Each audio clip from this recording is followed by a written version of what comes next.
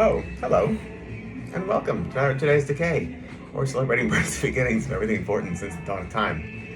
It is January 10th, and here are all the dates that really rate. On this day in 1897, Sam Chapman was born. Chatmon.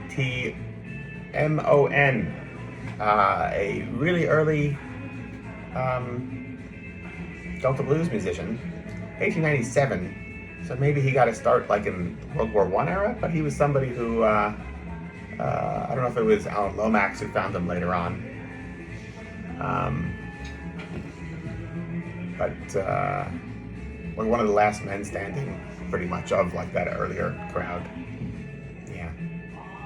Don Monteverde, born today, 1926.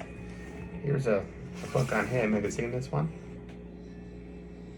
Yeah.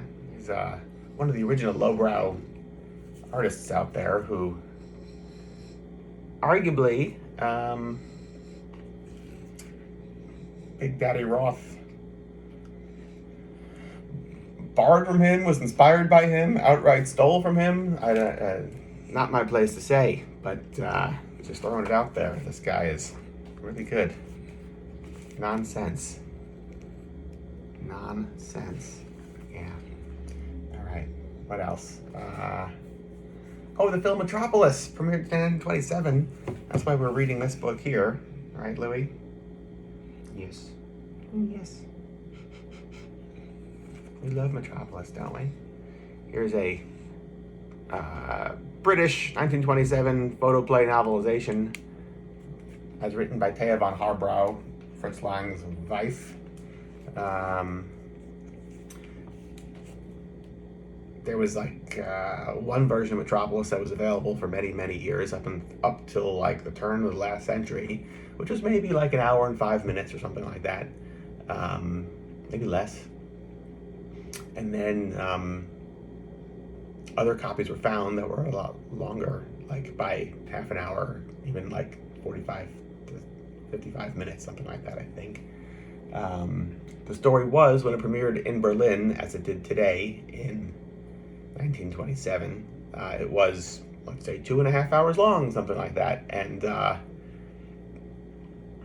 every time it played further out, they would cut it because they just thought it was, I guess, the longer it is, the less times you can screen it, the case for anything.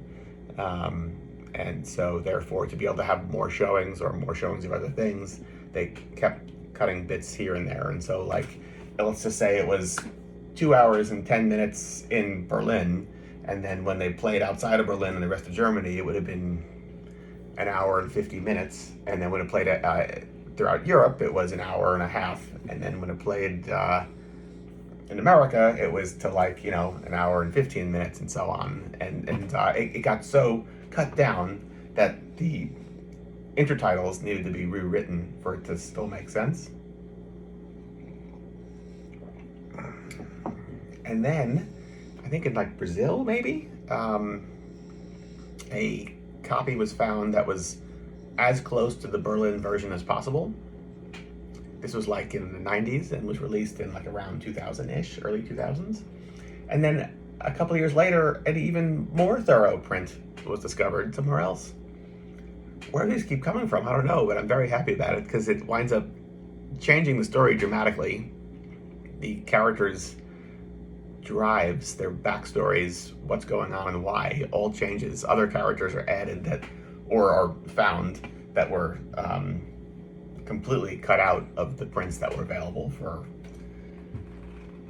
50, 70 years, whatever the math is. I don't know, some large amount of numbers. Yeah. It makes it what was a visually stunning film before now makes it a really striking narrative as well. So if you haven't seen the version, that's probably like a Kino release, I'm guessing. It's a whole new movie. I was blown away by it. Blown away. I almost did this from Midtown Manhattan today. Looking into this, 1941 today. The stage play Arsenic and Old Lace had its premiere at the Fulton Theater on Broadway, starring Boris Karloff and Josephine Hull. I looked it up. It's on West 46th Street, just west of Times Square. And the whole theater was like bulldozed in, I think, 50s or something like that. So what's there is completely unrecognizable. Although you do have other theaters in the area that you could project that probably looked something like this, I guess, right? But yeah, I would have loved to have seen Boris Karloff on Broadway. And with Josephine Hull, that's Cortland Hull's relative from the Witch's Dungeon Classic Monster Wax Museum. So the idea of seeing them both together, and Josephine Hull is she the wife of Henry Hull? I forget the exact relationship between Cortland Hull, whose uncle was Henry Hull, and where Josephine Hull fits into that. But, you know, you're another horror actress is the point. Or another horror actor in Cortland Hull's family. Yeah. Anyway, that's it. From us to you. It's a great day to watch Metropolis. Isn't it? Always. Till tomorrow. Goodbye.